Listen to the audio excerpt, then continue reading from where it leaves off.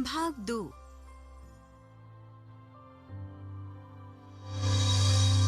Auto से उतरकर लड़की जल्दी से घर के अंदर आई और मिनी चिल्लाते हुए मिनी के कमरे में घुस गई। मिनी अभी सो रही थी।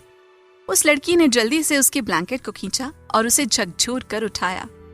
मिनी की बच्ची, तू यहाँ घोड़े बेचकर सो रही है और रात मुझे उस होटल में मरने छोड़ आई।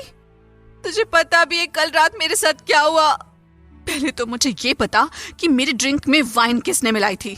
पता भी है तुझे उस वाइन की वजह से क्या क्या रायता फैल गया है। मिनी ने कहा, अरे सुपर फास्ट, पहले थोड़ा शांत हो ले, थोड़ी सांस ले ले, फिर धीरे से बता। और पहले तू ये बता कि तू हम लोगों को छोड़कर रात में कहाँ गायब हो गई थी? हमने तुझे कितना ढूंढा, फिर हमें लगा शायद तुम घर के लिए निकल गई होंगी, इसलिए हम भी वहां से निकल गए। लड़की बोली, तुम लोग मुझे वहां छोड़कर चले आए और मुझे पूरी रात एक लड़के के साथ होटल के रूम में रहना पड़ा। ये सुनकर मिनी की आंखें हैरत से फैल गईं। क्या? सच में? डफर, तुमने क्या किया उसके साथ? कहीं कुछ ऐसा वैसा तो नहीं किया? यार तनु, तू भी ना। आइए आगे बढ़ने से पहले हम लोग लड़की से परिचित हो जाएं। ये लड़की मिस तनिमा कश्यप है। ये कोई 12th की स्टूडेंट नहीं है, बस दिखने में लगती है। तनिमा कश्यप ग्रेजुएट की स्टूडेंट है जो ग्रेजुएशन के लास्ट ईयर के एग्जाम समाप्त होने की खुशी पर दोस्तों के साथ कल की रात पार्टी एंजॉय करने उस होटल के क्लब में गई थी। उसकी छोटी हाइट और बच्चों जैसी मासूम फेस के कारण कोई भी उसे देखकर 12th का ही स्टूडेंट समझ लेता था। तनिमा कश्यप के घर में उसके दादाजी विजेंद्र कश्यप, उसकी माँ साधना कश्यप, बड़े चाचा अशोक और चाची उमा कश्यप थे। अशोक जी एक सरकारी बैंक में मैनेजर थे। साधना जी और उमा जी हाउसवाइफ्स थीं। तनिमा के पिताजी संजय कश्यप बहुत पहले ही घर छोड़कर विदेश चले गए थे और फिर कभी लौटकर नहीं आए। उस समय तनिमा मात्र 2 साल की थी। लोगों का कहना था कि विदेश में ही उन्होंने दूसरी शादी कर ली है। संयोग से तनिमा के चाचा चाची की कोई संतान नहीं थी, इसलिए सब उसे घर में हाथों हाथ लिए रहते थे। बस साधना जी को ही उसका हर वक्त मस्ती करते रहना पसंद नहीं था, पर वो जब भी उसे कुछ बोलना चाहती तो सब बच्ची है कहकर उन्हें चुप करा देते। और दूसरी लड़की मिनी तनिमा की बचपन की बेस्ट फ्रेंड और पड़ोसी मनीषा है। दोनों बचपन से ही साथ ही पले बढ़े और पूरे मोहल्ले में अपनी शरारतों के लिए जाने जाते थे। तनु ने कहा, मिनी की बच्ची, अब तू डरा मत, मुझे क्या पता रात क्या क्या हुआ, पर हाँ, जब मेरी नींद खुली थी तो वो लड़का बाथरूम में शावर ले रहा था और मैं बेड पर बिना कपड़ों की थी। अटकते हुए बोली। बोलते समय उसके चेहरे पर घबराहट साफ साफ झलक रही थी। ये सुनते ही मिनी गिरते गिरते बची। क्या बोला तूने? बिना कपड़ों के? हे भगवान, इसका मतलब तूने उसके साथ सब कुछ कर लिया? वो चिल्ला उठी।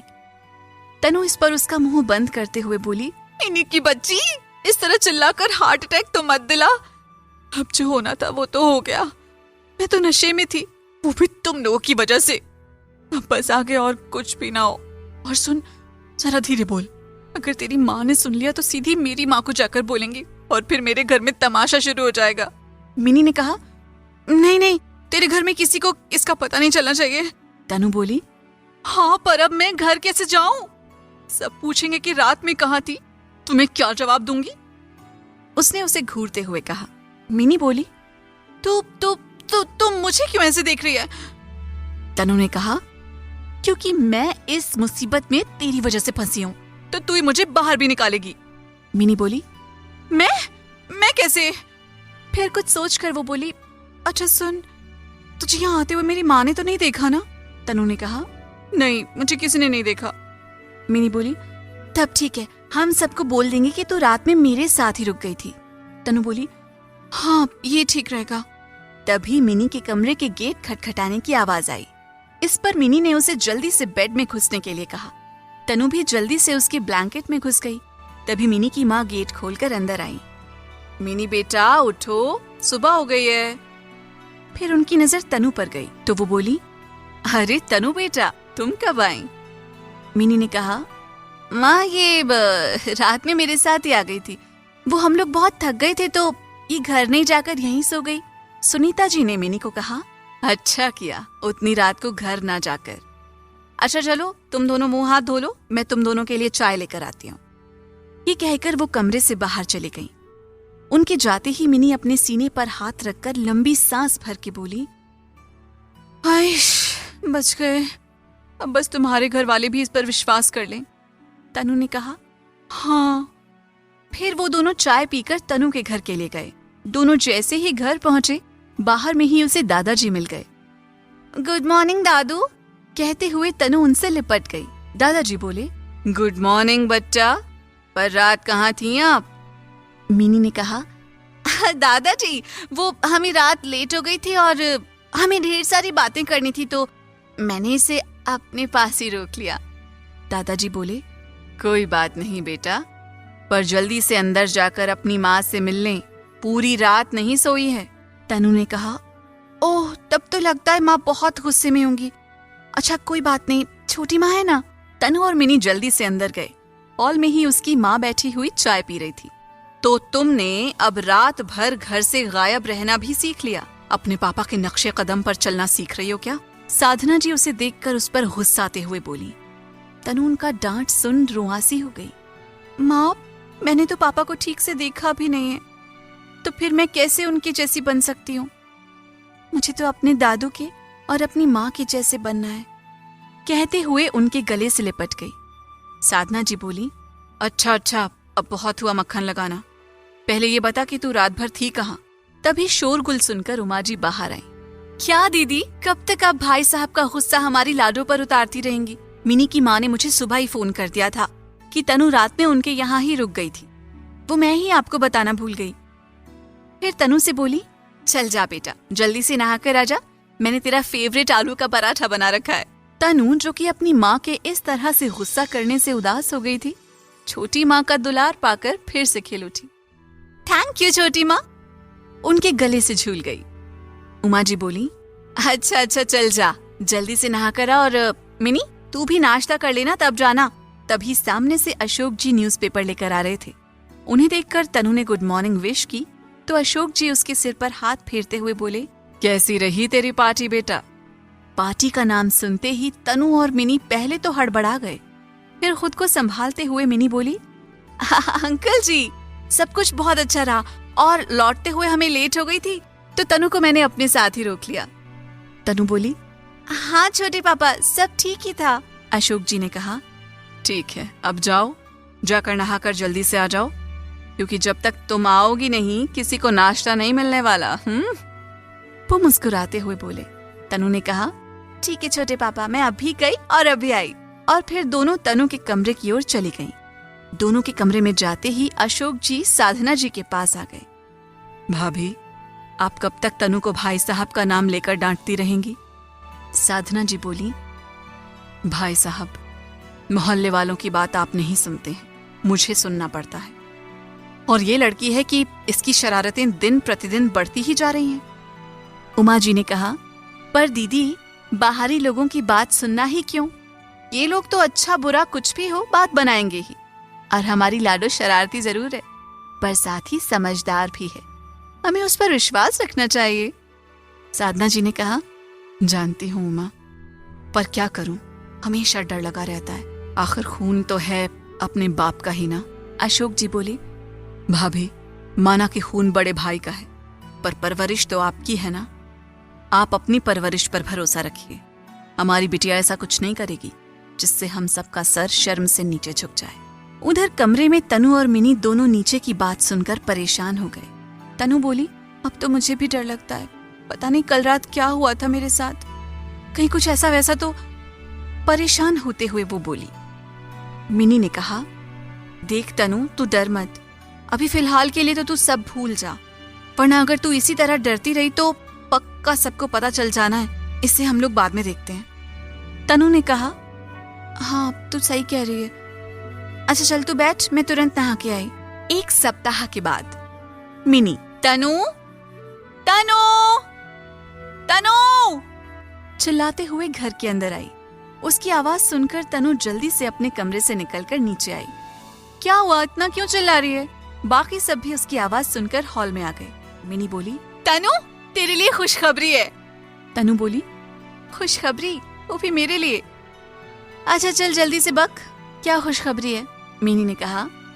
अमा यार, मैं तेरे लिए इतनी अच्छी खबर लेकर आई हूँ और तू इतना रुखाई से बोल रही है।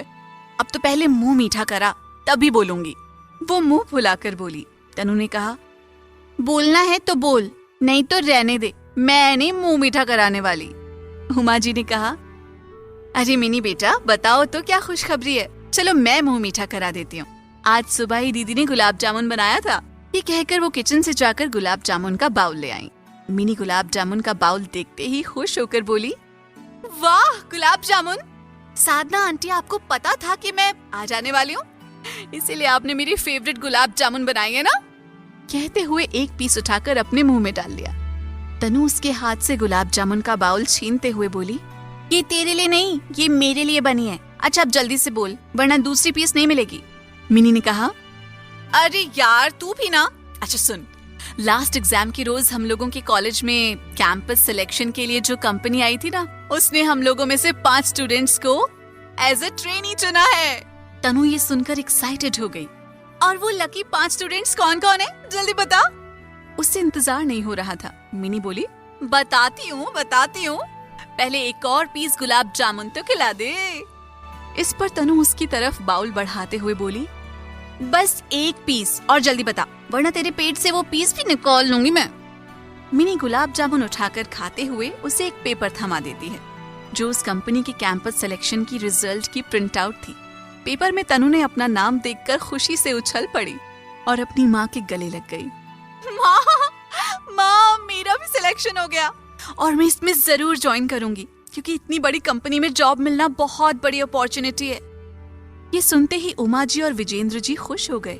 वहीं साधना जी का मन उदास हो गया। अशोक जी बोले, पर ज्वाइन कहाँ करना है? कहते हुए अंदर आए। तनु बोली, छोटे पापा कहते हुए उनसे जाकर लिपट गई। छोटे पापा, ये दिल्ली की एक कंपनी है। और फिर वो पेपर उन्हें थमा दिया। अशोक जी वो पेपर पढ़े, फिर बोले, ये तो दिल्ली की मशहूर कंपनी सिंह इंडस्ट्रीज है और तुम्हें ज्वाइन करने के लिए दिल्ली जाना पड़ेगा। साधना जी बोली, दिल्ली? इतनी दूर? नहीं, तुम कहीं नहीं जाओगी, कोई जरूरत नहीं है तुम्हें इतनी दूर जाकर ज्वाइन करने की।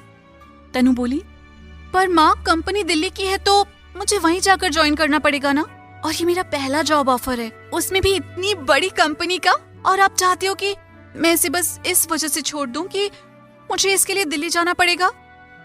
माँ अब तो ये नॉर्मल है, सभी अपने एजुकेशन और करियर के लिए घर से बाहर निकलते हैं, ऐसे में मैं अगर गई तो कौन सी बड़ी बात हो गई? वो अपनी माँ को समझाते हुए बोली।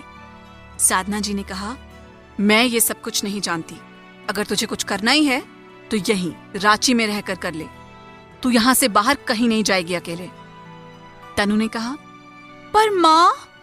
साधना जी ने कहा, पर वर्क कुछ नहीं, मैंने कह दिया तो कह दिया, जाकर अपने कमरे में आराम कर। तनु ये सुनकर पैर पटकती हुई अपने कमरे की ओर बढ़ गई। मिनी भी उसके पीछे पीछे बोली, अरे तनु सुन तो। उसके जाते ही विजेंद्र जी साधना जी को बोले, बेटा कब तक तुम इस तरह से डरती रहोगी? बच्ची बड़ी हो गई है, उसे कब तक खुद से बांध कर रखोगी? देखो, चिड़िया के भी बच्चों के जब पंख आ जाते हैं तो वो उन्हें उड़ने के लिए अकेला छोड़ देती है। अशोक जी ने कहा, हाँ भाभी, और इतना तो सोचिए कितने सारे स्टूडेंट्स ने इसके लिए इंटरव्यू दिया होगा और उन सब में हमारी तनु का सिलेक्शन हुआ। ये तो उसके लिए बिग अपॉर्चुनिटी हुई ना। जाने दीजिए भाभी, कुछ नहीं होगा। और वहां मेरे कुछ दोस्त हैं, मैं उन सब से कह दूंगा, वो लोग उसका ख्याल रखेंगे। और तो और उस कंपनी में भी मेरा एक जान पहचान वाला काम करता है, तो वो भी उसे देखता रहेगा। उमा जी ने कहा, हाँ भाभी, देखा नहीं सिलेक्शन की खबर सुनकर कितनी खुश थी लाडो। जाने दीजिए भाभी, हमारी गुड़िया कभी कुछ गलत नहीं करेगी।